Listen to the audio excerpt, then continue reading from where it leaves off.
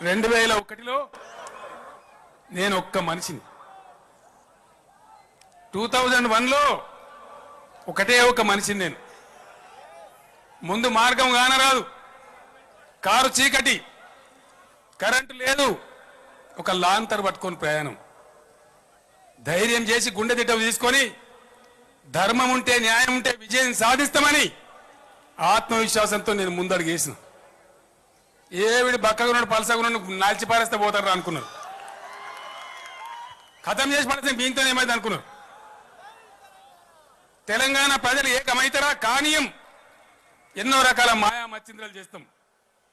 అనేక ప్రయత్నాలు జరిగినాయి, అనేక దాడులు జరిగినాయి, అనేక దుష్ప్రచారాలు జరిగినాయి.